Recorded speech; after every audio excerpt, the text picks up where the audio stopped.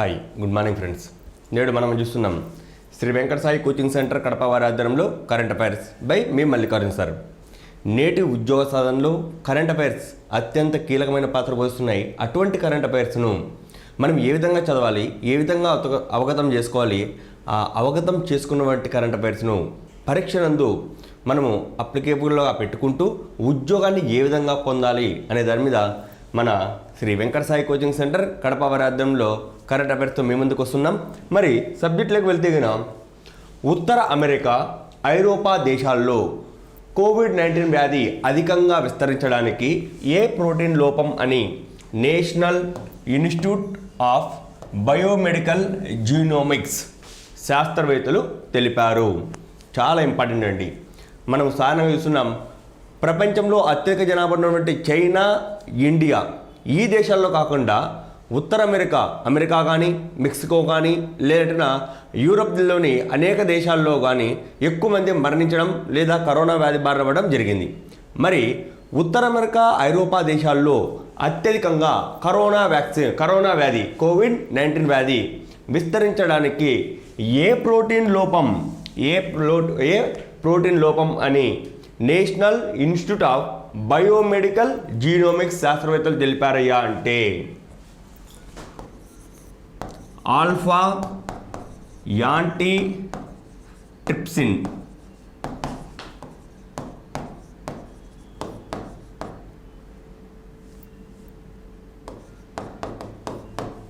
ఏఏటి చాలా ఇంపార్టెంట్ అండి. ఉత్తర అమెరికా, ఐరోపా దేశాల్లో కోవిడ్-19 వ్యాధి అధికంగా విస్తరించడానికి ఏ ప్రోటీన్ లోపమని National Institute of Biomedical Genomics శాస్త్రవేత్తలు తెలిపారయ్యా అంటేనా alpha antitrypsin. AAT alpha antitrypsin. ఈ ప్రోటీన్ లోపం కారణంగా కరోనా వ్యాధి ఎక్కువగా విస్తరించిందని తెలిపారు. మరి National Institute of Biomedical Genomics అనేటువంటి సంస్థ ఏ ప్రాంతంలో ఉందంటే కనుక కలకత్తా మన వాళ్ళే కనిపెట్టారండి. ఉత్తర అమెరికా మరియు ఐరోపా దేశాలలో కోవిడ్-19 వ్యాధి అధికంగా విస్తరించడానికి ఏ ప్రోటీన్ లోపం అనేసి national Institute of Biomedical Genomics శాస్త్రవేత్తలు తెలిపారంటేనా ఆల్ఫా యాంటీ ట్రిప్సిన్ అనేటువంటి ప్రోటీన్ లోపం కారణంగా ఆ దేశ ప్రజలకు ఎక్కువగా కరోనా వ్యాధి సోకింది, వాళ్ళలో ఇమ్యూనిటీ పవర్ తక్కువగా ఉంది అని తెలపడం జరిగింది. మరి National Institute of Biomedical Genomics అనేటువంటి సంస్థ ఎక్కడ ఉందయ్యా అంటే కలకత్తాలో ఉందండి. నెక్స్ట్, ప్రపంచ పప్పు ధాన్యాల దినోత్సవంను ఎప్పుడు నిర్వహిస్తారు? ప్రపంచ పప్పు ధాన్యాల దినోత్సవం ఎప్పుడు నిర్వహిస్తారంటే ఫిబ్రవరి 10 అండి. ప్రపంచ పప్పు ధాన్యాల దినోత్సవం ఎప్పుడు నిర్వహిస్తారంటే ఫిబ్రవరి 10 నుంచి నిర్వహిస్తారు. 2018లో ప్రారంభించారు. 2019 నుంచి ఇది అమల్లోకి వచ్చిందండి.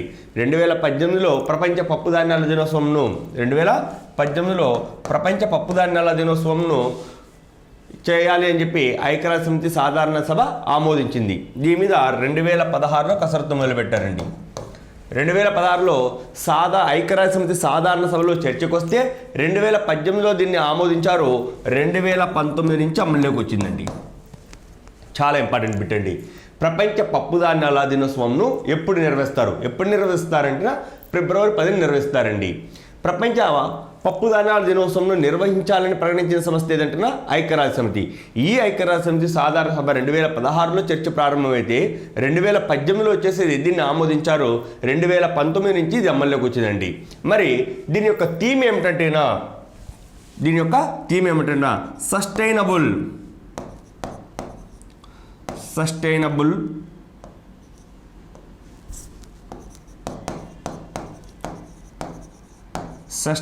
అభివృద్ధి కోసం.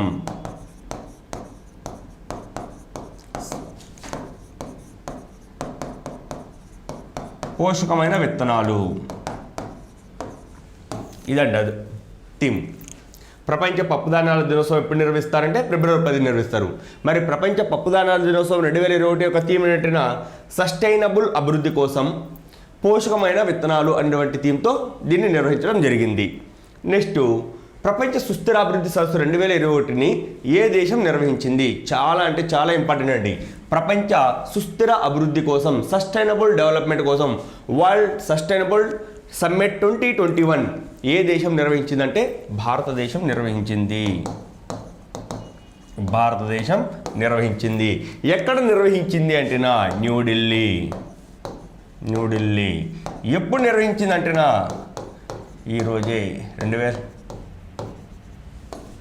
10వ తేదీ 2వ నెల 2021 నిర్వహించారండి. ప్రపంచ సుస్థిర అభివృద్ధి కోసం 2021 యొక్క ఎడిషన్ను ఏ దేశం నిర్వహించింది? ఏ దేశం నిర్వహించిందంటే మన భారతదేశం నిర్వహించిందండి.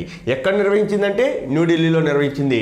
ఎప్పుడు నిర్వహించిందంటేనా 10వ తేదీ ఫిబ్రవరి 10, 2021 నిర్వహించడం జరిగింది. ప్రపంచమంతా అభివృద్ధితో పాటు సుస్థిరమైనటువంటి అభివృద్ధి సాధించాలనేటువంటి ఒక దృఢమైన సంకల్పంతో ఈ సదస్సును నిర్వహించడం జరిగిందండి.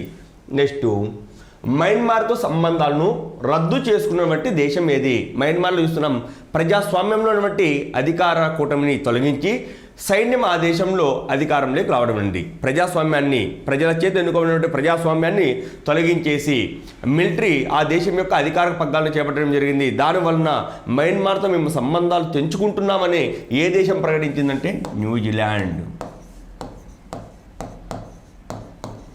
న్యూజిలాండ్.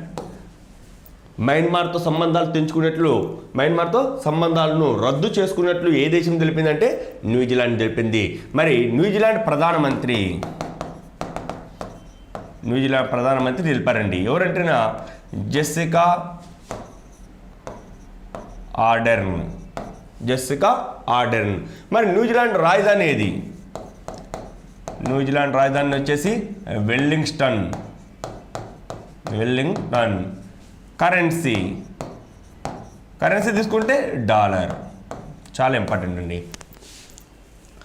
మయన్మార్తో సంబంధాలను రద్దు చేసుకున్నట్లు తెలిపినటువంటి దేశం ఏదంటే న్యూజిలాండ్ తరపున ఎవరు ప్రకటించారంటే ఆ దేశ ప్రధానమంత్రి అయినటువంటి జెసికా ఆర్డెర్న్ అనేటువంటి ఆవిడ తెలిపిందండి.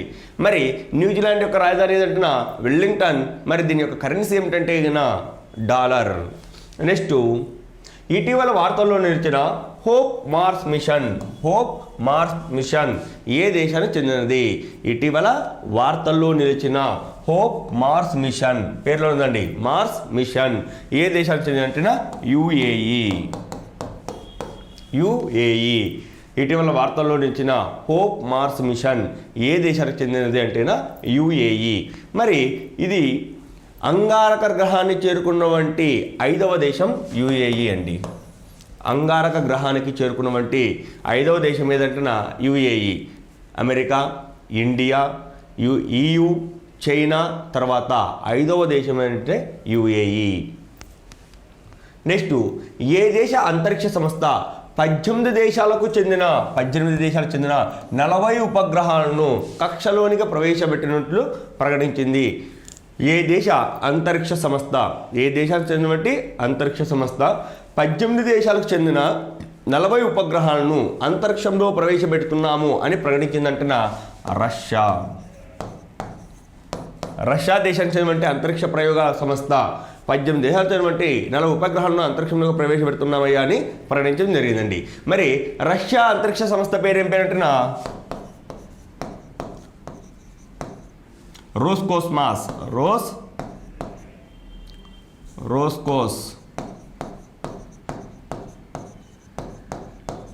రోస్కోస్మాస్. ఏ దేశ అంతరిక్ష సంస్థ 18 దేశాలకు చెందిన 40 ఉపగ్రహాలను అంతరిక్షంలో ప్రవేశపెట్టినట్లు ప్రకటించిందంటే రష్యా యొక్క అంతరిక్ష సంస్థ పేరు ఏం పేరంటున్నా Roscosmos. Next, the north eastern university centre for spirituality dialogue and service చాలా ఇంపార్టెంట్ అండి. The north eastern university centre for spirituality dialogue and service అను సంస్థ ప్రపంచ వారసత్వ రాయబారి హోదాను ఎవరికి కల్పించారు? ప్రపంచ పౌరసత్వ రాయబారి హోదాను ఎవరికి కల్పించారు? ఎవరు కల్పించారంటున్నా Shri Ravishankar.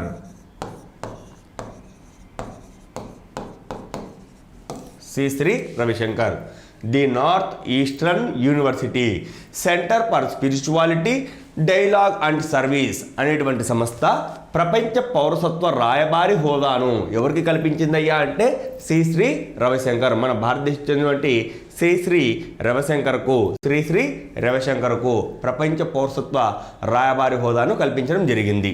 Next, international energy agency అంచనాల ప్రకారం 2030 నాటికి ఇంధన వినియోగంలో భారతదేశం యొక్క స్థానం ఎంత? ఇంటర్నేషనల్ ఎనర్జీ ఏజెన్సీ, దీన్నే ఐఈఏ అని పిలుస్తామండి. ఇంటర్నేషనల్ ఎనర్జీ ఏజెన్సీ అంచనాల ప్రకారం 2030 నాటికి ఇంధన వినియోగంలో భారతదేశం యొక్క స్థానం ఎంత అంటేనా 3వ స్థానం. భారతదేశం యొక్క స్థానం ఎంత అంటేనా 3వ స్థానం. మరి ప్రస్తుతం భారతదేశం యొక్క స్థానం ఎంత అంటేనా 4వ స్థానం అండి. ఫస్ట్ చైనా, 2 వచ్చేసి యుఎస్ఏ, 3 యూరోపియన్ యూనియన్, 4 ఇండియా ప్రస్తుతం ఉన్నది. ప్రస్తుతం అదే 2030 నాటికి తీసుకుంటేనా first China, 2 USA, 3 India, 4 EU. అంటే ప్లేసెస్ అనేటివి ఎక్స్చేంజ్ అవుతున్నాయండి. ఇంటర్నేషనల్ ఎనర్జీ ఏజెన్సీ అంచనాల ప్రకారం 2030 నాటికి ఇంధన వినియోగంలో భారతదేశం యొక్క స్థానం ఎంత అంటేనా 3వ స్థానం. ప్రస్తుతం 4వ స్థానంలో ఉన్న 3వ స్థానానికి వస్తున్నామండి. 2030 నాటికి ప్రపంచ ఇంధన డిమాండ్లో 1/4 వంతు మన భారతదేశంలోనే ఉంటుందండి. నెక్స్ట్, ఇటీవల ఏ రాష్ట్రంలో తెలుగు భాషను అధికారిక భాషగా గుర్తించారు? ఇటీవల ఏ రాష్ట్రంలో తెలుగు భాషను అధికారిక భాషగా గుర్తించారు? ఇప్పుడు మన తెలుగు రాష్ట్రాల్లో ఉన్నామనుకోండి, మన ఆంధ్రప్రదేశ్, తెలంగాణ తెలుగు రాష్ట్రాలు ఉన్నాం. ఇక్కడ మనకు తెలుగు భాష అధికార భాష. ఈ 2 రాష్ట్రాలు కాకుండా ఏ రాష్ట్రంలో తెలుగు భాషను అధికారిక భాషగా గుర్తించారు అంటేనా పశ్చిమ బెంగాల్. పశ్చిమ బెంగాల్ ముఖ్యమంత్రి అయినటువంటి మమతా బెనర్జీ గారు, పశ్చిమ బెంగాల్ ముఖ్యమంత్రి అయినటువంటి మమతా బెనర్జీ గారు ఇక్కడ పశ్చిమ బెంగాల్లో తెలుగు భాషను అధికారిక భాషగా గుర్తిస్తామని ప్రకటించారు. మరి ఈ తెలుగు భాషను అధికారిక భాషగా గుర్తిస్తే ఏమవుతుందంటే అక్కడ మనం తెలుగు భాషలో ఏమైనా పరీక్షలు రాయవచ్చు, చదువుకోవచ్చు, తెలుగు భాషను అభివృద్ధి చేసుకునేదానికి కూడా అవకాశాలు ఉంటాయి. నెక్స్ట్, నీతి ఆయోగ్ యొక్క 6వ సర్వసభ్య సమావేశం ఎప్పుడు నిర్వహిస్తారు? నీతి ఆయోగ్ యొక్క సర్వసభ్య సమావేశం ఇక్కడ మనం చూస్తున్నాం. ప్రణాళికా సంఘం స్థానంలో ఏర్పడినటువంటి సంస్థ ఏదంటే నీతి ఆయోగ్.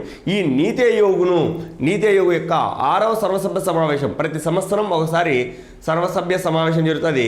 మరి 6వ సర్వసభ్య సమావేశం ఎప్పుడు నిర్వహిస్తారయ్యా అంటేనా ఫిబ్రవరి 20. నీతి ఆయోగ్ అంటే ఏంటండి? National institute for transforming India.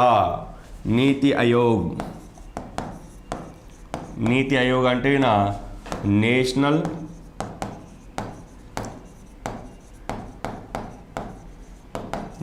Institute for transforming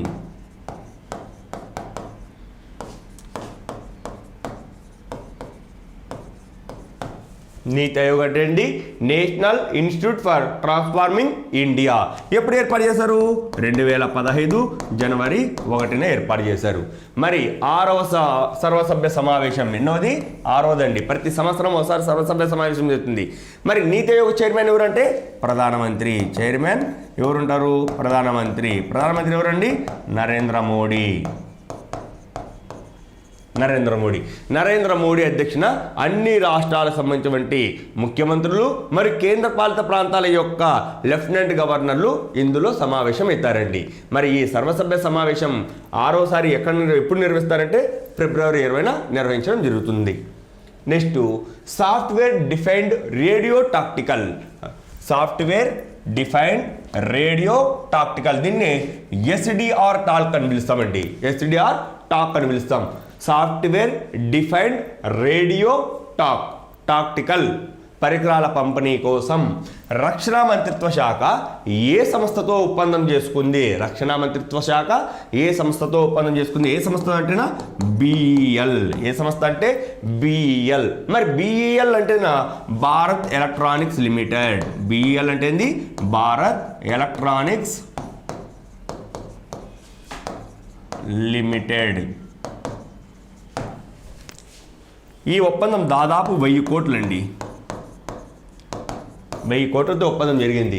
software defined radio tactical, SDR tac అని పిలుస్తాం, పరికరాల కోసం కేంద్ర రక్షణ మంత్రిత్వ శాఖ ఏ సంస్థతో ఒప్పందం చేసుకుందంటేనా బిఈఎల్.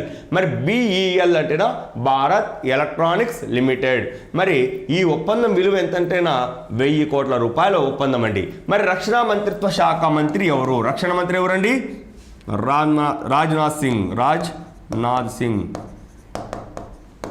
రాజ్నాథ్ సింగ్. మన దేశం యొక్క రక్షణ శాఖ మంత్రి ఎవరంటే రాజ్నాథ్ సింగ్. మరి సాఫ్ట్వేర్ డిఫైన్డ్ రేడియో టాక్టికల్ మనం చూస్తుంటాం, ఇక్కడ వైర్లెస్ సెట్ అని పిలుస్తుంటామండి. మన రక్షణ సంస్థల వంటి బిఎస్ఎఫ్ కానీ, ఆర్మీ కానీ, లేదంటే సిఆర్పిఎఫ్ కానీ, ఇటువంటి వాళ్ళు వచ్చేసి మన దేశానికి సంబంధించినటువంటి రక్షణ సంబంధమైన సంభాషణలు మరొక దేశం వాళ్ళు వినకుండా ఉండేందుకు రక్షణ కల్పించేదానికి ఈ సాఫ్ట్వేర్ డిఫైన్డ్ రేడియో టాక్టికల్ అనేది ఉపయోగపడుతుంది. ఇక్కడ రేడియో తరంగాలను ఉపయోగించుకొని ఇక్కడ మన దేశంలోని ఆర్మీ అధికారులు సంభాషించుకునేదానికి ఇది ఉపయోగపడుతుందండి. మరి సాఫ్ట్వేర్ రేడియో డిఫైన్డ్ టాక్టికల్స్ పరికరాల పంపిణీ కోసం కేంద్ర రక్షణ మంత్రిత్వ శాఖ ఎవరితో ఒప్పందం చేసుకుందంటే బిఈఎల్ అంటే ఏంటండి? Bharat electronics limited. నెక్స్ట్, ఇటీవల తాజా లెక్కల ప్రకారం కాజీరంగా నేషనల్ పార్క్ నందు ఎన్ని వేల పక్షులు ఉన్నాయి? కాజీరంగా నేషనల్ పార్క్ నందు ఎన్ని వేల పక్షులు ఉన్నాయి? ఎన్ని పక్షులు ఉన్నాయంటేనా 93,491 ఉన్నట్లు సర్వే చేయడం జరిగిందండి. ఇటీవల తాజా లెక్కల ప్రకారం కాజీరంగా నేషనల్ పార్క్ నందు ఎన్ని వేల పక్షులు ఉన్నట్లు సర్వే చేయడం జరిగింది. ఎన్ని వేల పక్షులు ఉన్నాయంటేనా 93,491 పక్షులు ఉన్నాయండి. ఇక్కడ చూస్తున్నామనుకోండి 112 పక్షి జాతులు కనిపిస్తాయి మనకు. ఈ పార్కులో మనకు 112 పక్షి జాతులు. ఇవి ఎన్ని కుటుంబాలకు సంబంధించినవి? 22 కుటుంబాలకు సంబంధించినవి ఉన్నాయండి. మన భారతదేశంలో అత్యధికంగా పక్షులు కనిపించేటువంటి నేషనల్ పార్క్ ఏదంటేనా కాజీరంగా నేషనల్ పార్క్ అండి. ఇందులో 93,491 పక్షులు ఉన్నట్లు సర్వే చేయడం జరిగింది. ఇందులో ఎన్ని జాతులు ఉన్నాయంటేనా 112 జాతులు. ఎన్ని కుటుంబాలు ఉన్నాయంటేనా 22 కుటుంబాలకు సంబంధించినటువంటి పక్షి జాతులు ఉన్నాయి. మరి 2019తో పోలిస్తే 2021 నాటికి దాదాపు 30,000 పక్షుల యొక్క సంతతి పెరగడం జరిగిందండి. ఇది పర్యావరణ పరంగా మనకు చాలా అభివృద్ధి సాధించినట్లు మనం చెప్పుకోవచ్చు. నెక్స్ట్, ఇటీవల ఋషిగంగా నదికి సంభవించిన వరదల కారణంగా ఏ రాష్ట్ర ప్రభుత్వం రాష్ట్ర నియంత్రణ గదిని ఏర్పాటు చేసింది? సాధారణంగా మనకు ఏమైనా వరదలు వచ్చాయనుకోండి, మన ఏరియాలోనో మన రాష్ట్రంలోనో మనకు కంట్రోల్ రూమ్ను ఏర్పాటు చేస్తాం. మన రాష్ట్రంలో వరదలు వస్తే పక్క రాష్ట్రంలో కంట్రోల్ రూమ్ను ఏర్పాటు చేసినటువంటి మొట్టమొదటి రాష్ట్రం ఏదంటేనా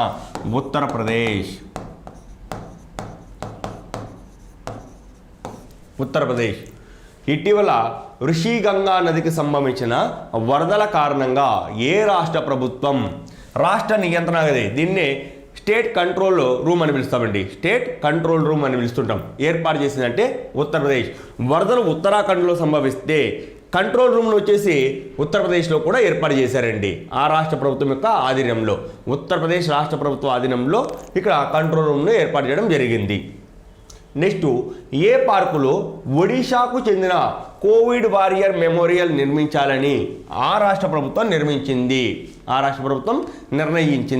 సాధారణంగా చూసుకుంటే కోవిడ్-19 సమయంలో మనకు అనేక మంది ఫ్రంట్ లైన్ వర్కర్స్ అండి, డాక్టర్లు కావచ్చు, లేదంటే మెడికల్ డిపార్ట్మెంట్ వాళ్ళు కావచ్చు, శానిటేషన్ మనకు పారిశుద్ధ కార్మికులు లేదా పోలీసులు వాళ్ళ ప్రాణాలు పణంగా పెట్టి ఇక్కడ కోవిడ్ను విస్తరించే సమయంలో వీళ్ళు కీలక పాత్ర పోషిస్తారు. అటువంటి వాళ్లకు గుర్తుగా ఇక్కడ ఒడిశా ప్రభుత్వం వచ్చేసి కోవిడ్ వారియర్ మెమోరియల్ పార్కులో కోవిడ్ వారియర్ మెమోరియల్ను నిర్మించాలని ప్రకటించిందంటే బీజూ పట్నాయక్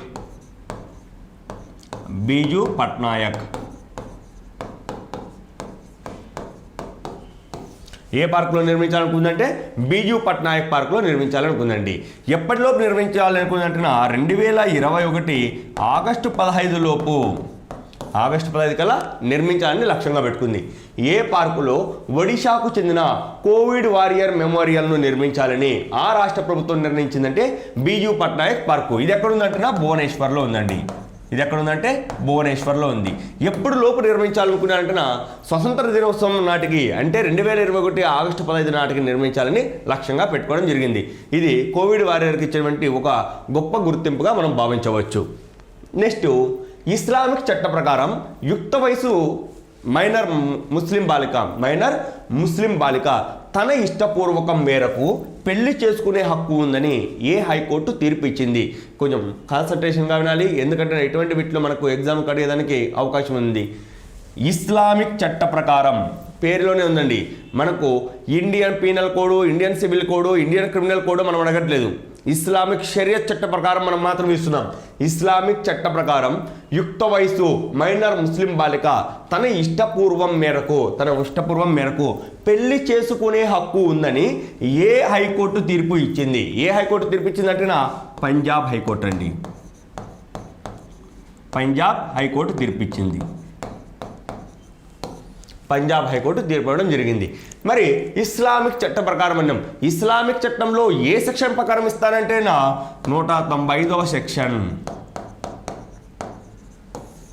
ఇస్లామిక్ చట్టంలోని 195వ సెక్షన్ ప్రకారం ఇక్కడ మైనర్ ముస్లిం బాలిక, యుక్త వయసు వచ్చిన మైనర్ ముస్లిం బాలిక ఎవరైనా సరే తన ఇష్టపూర్వకం మేరకు పెళ్లి చేసుకోవచ్చని పంజాబ్ హైకోర్టు తీర్పు ఇవ్వడం జరిగింది. ప్రస్తుతం మన భారతదేశంలో కనీస వివాహ వయసు ఎంత అండి? మహిళలకు 18 సంవత్సరాలండి. 18 సంవత్సరాలు. అలా కాకుండా ఇస్లామిక్ చట్ట ప్రకారం వచ్చేసి 16 కానీ 17 కానీ ఇట్లా వయసు ఉన్న వాళ్ళు కూడా పెళ్లి చేసుకోవచ్చు. అయితే ఆ ముస్లిం బాలిక యొక్క ఇష్టం మేరకే పెళ్లి చేసుకోవాలి అని చెప్పి ఏ హైకోర్టు తీర్పిచ్చిందంటే పంజాబ్ హైకోర్టు తీర్పిచ్చింది. ఏ సెక్షన్ ప్రకారం తీర్పిచ్చిందంటే ఇస్లామిక్ చట్టం 195 ప్రకారం 195 సెక్షన్ ప్రకారం తీర్పు ఇవ్వడం జరిగిందండి. నెక్స్ట్, ఏ రాష్ట్ర రాజ్భవన్ కమ్యూనిటీ హాల్లో పేదల కోసం భోజనం క్యాంటీన్ను ప్రారంభించారు? ఏ రాష్ట్ర రాజ్భవన్లో కమ్యూనిటీ హాల్లో పేదల కోసం భోజనం క్యాంటీన్ను ప్రారంభించారంటే తెలంగాణ. ఏ రాష్ట్రంలో అంటే తెలంగాణ రాజ్భవన్. ఒక రాష్ట్ర గవర్నర్ యొక్క అధికారిక నివాసాన్ని ఏమైనా పిలుస్తామండి? గవర్నర్ అధికారిక నివాసం. గవర్నర్ యొక్క అధికారిక నివాసాన్ని ఏమని పిలుస్తాం? రాజ్భవన్ అని పిలుస్తామండి. గవర్నర్ యొక్క అధికారిక భవనాన్ని ఏమని పిలుస్తామంటే రాజ్భవన్ అని పిలుస్తాం. మరి ఇటువంటి రాజ్భవన్లో తెలంగాణ గవర్నర్ యొక్క అధికారిక నివాసమైనటువంటి రాజ్భవన్లో కమ్యూనిటీ హాల్లో పేద ప్రజల కోసం భోజన క్యాంటీన్ను ప్రారంభించారు. ఎవరు ప్రారంభించారంటే తెలంగాణ గవర్నర్ అయినటువంటి తమిళసై సౌందర్యరాజన్.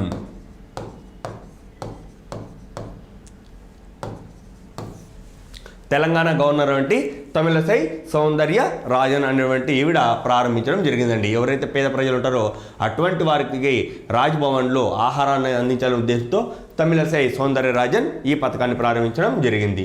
నెక్స్ట్, పర్యావరణ సమతుల్యతను దెబ్బతీస్తున్నాయని ఎన్ని కంపెనీలకు సిపిసిబి 72 కోట్ల రూపాయల జరిమానాను విధించింది? పర్యావరణాన్ని దెబ్బతీస్తున్నాయనే ఒక ఉద్దేశంతో ఎన్ని కంపెనీలకు సిపిసిబి 72 కోట్ల రూపాయల జరిమానా ఇచ్చిందంటే 5 కంపెనీలు. ఎన్ని కంపెనీలు అంటే 5 కంపెనీలండి. 5 కంపెనీలకు 72 కోట్ల రూపాయల పెనాల్టీ విధించడం జరిగింది. ఎవరు? సిపిసిబి. మరి సిపిసిబి అంటే ఏంది? సిపిసిబి అంటే ఏమిటి? Central pollution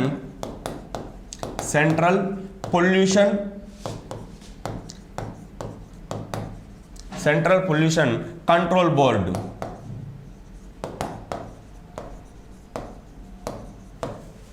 central pollution control board అండి. మరి సెంట్రల్ పొల్యూషన్ కంట్రోల్ బోర్డు వచ్చేసి పర్యావరణాన్ని దెబ్బతీస్తున్నాయని చెప్పి 5 కంపెనీలకు 72 కోట్ల రూపాయల పెనాల్టీని విధించింది. మరి ఉదాహరణకు మనం చూస్తున్నాం, కంపెనీలు చూసామనుకోండి, పెప్సీ కంపెనీలు వచ్చేకి పెప్సీ, కోకోకోలా, పతాంజలి, బిస్లరీ,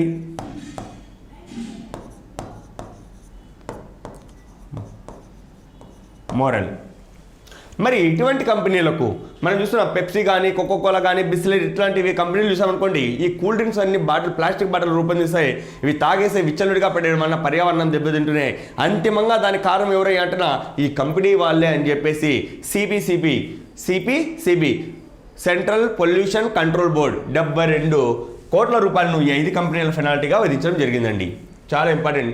పర్యావరణ సమతుల్యతను దెబ్బతీస్తున్నాయని ఎన్ని కంపెనీలకు సిపిసిబి అంటే ఏంటండి, సెంట్రల్ పొల్యూషన్ కంట్రోల్ బోర్డ్ 72 కోట్ల రూపాయలను పెనాల్టీగా విధించిందంటే 5 కంపెనీలు. నెక్స్ట్ FSSAI నూతన చట్టాల ప్రకారం ఆహార ఉత్పత్తులలో అనుమతించదగిన పారిశ్రామిక ట్రాన్స్ ఫ్యాటీ యాసిడ్ ఎంతకు పరిమితం చేయడం జరిగింది? ఎంతకు పరిమితం చేశారంటేనా 2%. ఎంతకంటేనా 2% అండి. కేవలం 2%. FSSAI నూతన చట్టాల ప్రకారం ఆహార ఉత్పత్తులలో అనుమతించదగిన పారిశ్రామిక trans fatty acid TFA trans fatty acid, దీన్ని TFA అని అంటామండి. దీన్ని ఎంతకు పరిమితం చేశారంటే 2%.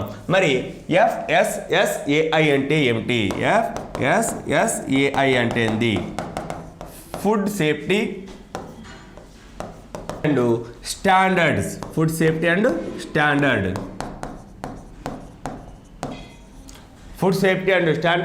Authority of India.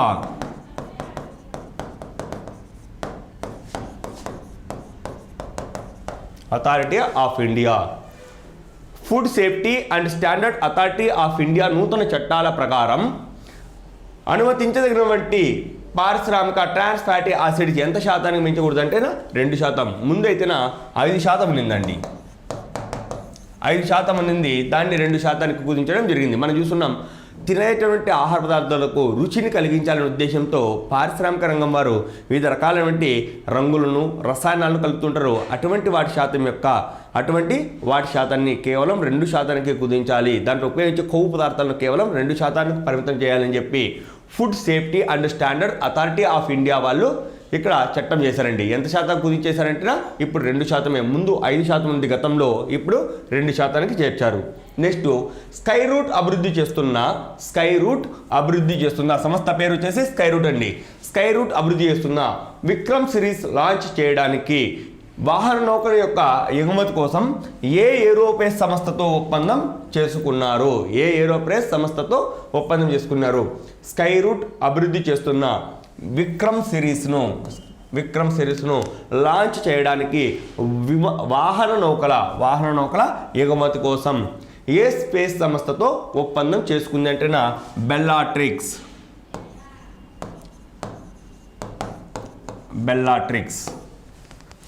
Sky route అభివృద్ధి చేస్తున్న విక్రమ్ సిరీస్ అండి. ఉపగ్రహాల పేరు వచ్చేసి విక్రమ్ సిరీస్ లాంచ్ చేయడానికి వాహన నౌకలు, మనకు ర్యాకెట్లు కావండి, ఆ ర్యాకెట్ల ఎగుమతి కోసం ఏ ఏరోస్పేస్ సంస్థతో ఒప్పందం చేసుకుంది అంటున్నా బెల్లాట్రిక్స్ అనేటువంటి ఏరోస్పేస్ సంస్థతో ఒప్పందం చేసుకుంది. మరి ఈ బెల్లాట్రిక్స్ యొక్క ప్రధాన కార్యాలయం ఎక్కడ ఉందంటున్నా బెంగళూరు. ఈ బెల్లాట్రిక్స్ యొక్క హెడ్ క్వార్టర్ ఎక్కడ ఉందంటున్నా బెంగళూరులో ఉందండి. Next synod under secretary. Synod చాలా ఇంపార్టెంట్ అండి. సినాడ్ అండర్ సెక్రటరీ పదవికి ఎంపికై చరిత్ర సృష్టించిన తొలి మహిళ ఎవరు? సినాడ్ అండర్ సెక్రటరీ పదవికి ఎన్నికై చరిత్ర సృష్టించిన తొలి మహిళ ఎవరు అంటేనా sister నతాలీ బెకార్డ్. Sister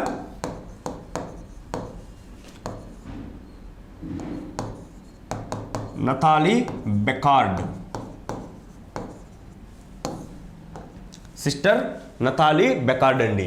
synod under secretary పదవికి ఎంపికై చరిత్ర సృష్టించిన తొలి మహిళ ఎవరు అంటేనా సిస్టర్ నతాలీ బెకార్డ్. మరి సినాడ్ అంటే ఏంది? బిషప్ల మహాసభ. మనం చూస్తున్నాం క్రైస్తవ మతాధికారులు లేదన్నా క్రైస్తవ మతాధికారులు లేదా క్రైస్తవ మతానికి సంబంధించినటువంటి వ్యక్తులను బిషప్లను పిలుస్తాం. ఇక్కడ బిషప్ల యొక్క మహాసభకు ఎంపికైన మొట్టమొదటి మహిళ ఎవరంటేనా సిస్టర్ నతాలీ బెకార్డ్. సిస్టర్ నతాలీ బెకార్డ్. ఇంతవరకు ఈ బిషప్ల మహాసభకు ఎవరూ మహిళ ఎన్నిక కాలేదు. మొట్టమొదటిసారిగా సిస్టర్ నతాలీ బెకార్డ్ ఎన్నికై చరిత్రను సృష్టించడం జరిగిందండి. నెక్స్ట్ ప్రపంచ విమానయాన సంస్థ నుంచి ఇంటర్నేషనల్ సివిల్ ఏవియేషన్ ఏజెన్సీ నుంచి వాయిస్ ఆఫ్ కస్టమర్ అవార్డు ఎందుకున్న భారతీయ విమానాశ్రయం ఏది? వాయిస్ ఆఫ్ కస్టమర్ అవార్డు అందుకున్న భారతీయ విమానాశ్రయం ఏదంటున్నా Rajiv Gandhi international airport. Rajiv Gandhi international airport ఎక్కడుందండి?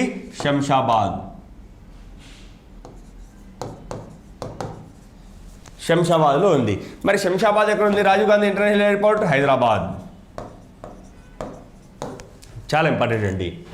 ప్రపంచ విమానయాన సంస్థ ఇంటర్నేషనల్ సివిల్ ఏవియేషన్ ఏజెన్సీ నుంచి వాయిస్ ఆఫ్ కస్టమర్ అవార్డు అందుకున్న భారతీయ విమానాశ్రయం ఏదంటున్నా రాజీవ్ గాంధీ ఇంటర్నేషనల్ ఎయిర్పోర్ట్ అండి.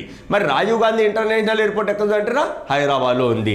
నెక్స్ట్ ఇది ఎందుకు ఇచ్చారంటే ఈ voice of customer award corona టైంలో ఈ విమానాశ్రయంలో నిర్వహించినటువంటి నాన్ టచబుల్ సేవలకు గాను మరియు అక్కడ ఉన్నటువంటి కస్టమర్లకు అందించేటువంటి సౌకర్యాల కల్పనలో ఈ వాయిస్ ఆఫ్ కస్టమర్ అవార్డు అందుకుందండి. సాధారణంగా కరోనా సమయంలో ఎవరికి సామాజిక దూరం పాటించాలి, నెక్స్ట్ వచ్చేసి భౌతిక దూరం పాటిస్తూనే వాళ్ళ యొక్క కార్యక్రమాలన్నీ నిర్వహించుకుంటూ రావాలి. అటువంటి దానిలో ఈ వాయిస్ ఆఫ్ కస్టమర్ అవార్డు రావడం జరిగిందండి ఈ రాజీవ్ గాంధీ ఎయిర్పోర్ట్కు. నెక్స్ట్ సోషల్ మీడియా దిగ్గజమైన ట్విట్టర్కు చాలా ఇంపార్టెంట్ అండి. సోషల్ మీడియా దిగ్గజమైన ట్విట్టర్కు పోటీగా భారతదేశంలో రూపొందించిన స్వదేశీ యాప్ ఏమిటి? భారతదేశంలో రూపొందించిన స్వదేశీ యాప్ ఏదంటేనా కూ. యాప్ పేరు వచ్చేసి కూ అండి. సోషల్ మీడియా దిగ్గజమైన ట్విట్టర్కు పోటీగా భారతదేశంలో రూపొందించిన స్వదేశీ యాప్ ఏదంటేనా కూ. మన సాధారణంగా వాట్సాప్కు పోటీగా భారతదేశంలో రూపొందించింది ఏది? సందేశం చెప్పుకున్నాం. అదేవిధంగా ట్విట్టర్కు పోటీగా కూ అనేటువంటిదండి. పేరు డిఫరెంట్గా ఉంటుంది, జస్ట్ వన్ వర్డ్. కూ అనేటువంటి యాప్ను రూపొందించడం జరిగింది. ఇక్కడితో ఈరోజు యొక్క కరెంట్ అఫైర్స్ అన్నీ కూడా ముఖ్యమైనటువంటి అంశాలన్నీ కవర్ చేయడం జరిగింది. ఎవరైతే ఉద్యోగ సాధన కోసం కృషి చేస్తుంటారో అటువంటి వారు ప్రతి ఒక్క కరెంట్ అఫైర్స్ దానికి సంబంధించినటువంటి సమగ్ర సమాచారాన్ని అంతా కూడా ఓ చోట క్రోడీకరించుకుంటూ మీ లక్ష్యమైనటువంటి ఉద్యోగాన్ని సాధించాలని మనస్ఫూర్తిగా కోరుకుంటున్నాం. మా వెంకట సాయి కోచింగ్ సెంటర్ కడప వారి తరపున కోరుకుంటున్నాం. Thank you.